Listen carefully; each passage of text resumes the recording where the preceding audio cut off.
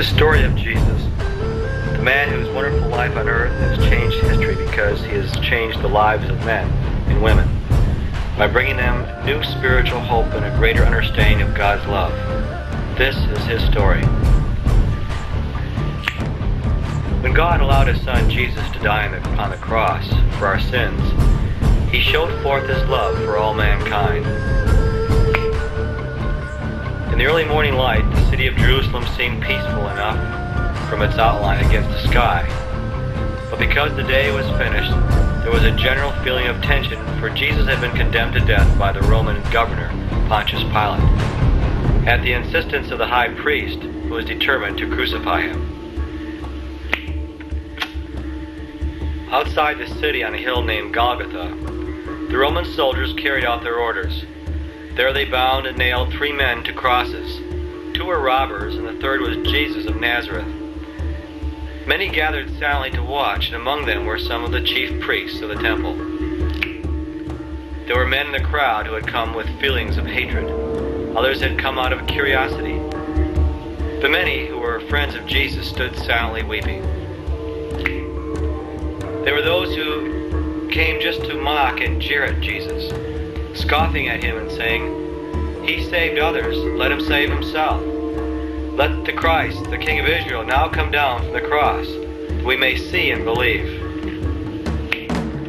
To complete the mockery and ridicule, Pilate ordered that a sign be placed at the top of the cross which read, "Jesus of Nazareth, King of the Jews." Many of the people who read the sign repeated the words aloud with scorn. One of the chief priests of the temple called out, "Aha! You who would destroy the temple and build it in 3 days, save yourself and come down from the cross." When one of the robbers heard some of the crowd saying that Jesus might be the Messiah, he called out to him, "If you are the Christ, save us and yourself too." But when the other robber heard this, he became angry and said, "Have you no fear even of God when you are suffering the same penalty?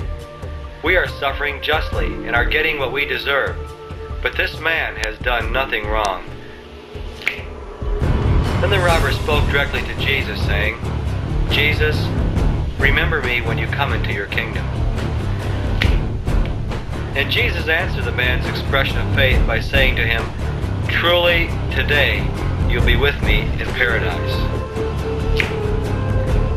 3 hours had passed, and although it was now noon, a strange darkness fell over the whole land. Many wondered what was happening. While they were watching, 3 women and a man came up the hill to stand at the foot of the cross of Jesus. Looking down from the cross, Jesus saw his mother Mary and his beloved disciple standing there with his other friends. His mother looked up at him mournfully, her hands clasped together in hopeless grief. Jesus knew the sorrow his mother was suffering, and knowing the difficulty that lay ahead of her, he spoke to her with great compassion. Realizing that his beloved disciple would be of more comfort to his mother than anyone else, he said to her, "Woman, behold your son." In this way, Jesus was telling to her that the disciple would be like a son to her in the sorrowful days that lay ahead. Then to the disciple he said, "Behold your mother." Immediately the disciple comforted the mother of Jesus. The Bible tells us that from that hour he took her to his own home. During the long hours of darkness, Jesus grew weary with the pain and suffering. But presently the people standing nearest him heard him say, "I thirst." Then a soldier held up a sponge which had been dipped in a vinegar so that Jesus might drink from it. The sky grew darker and Jesus became weaker. Finally he cried out once more, saying, "Father, into thy hands I commit my spirit." Then he said, "It is finished." With these words, Jesus died. Now it was now late afternoon in the city of Jerusalem. The awful deed was finished on Golgotha. The crucifixion was over. In Pilate's quarters, a soldier admitted a rich and influential man named Joseph of Arimathea. He was a friend of Jesus and had begged audience with Pilate. Pilate waited impatiently, then commanded, "Well, speak up, what is it?" And to Pilate's surprise, Joseph of Arimathea made an unusual request. "I wish the body of Jesus for burial," he replied. It seemed strange to Pilate that this man, a distinguished citizen, should want the body of Jesus, so he asked, "Are you in any way related to this man?" To Pilate's question, Joseph replied, "No, but he was my friend, and I have a new tomb which is near the place of crucifixion. And because the Sabbath is about to start, I would ask your permission to place the body there."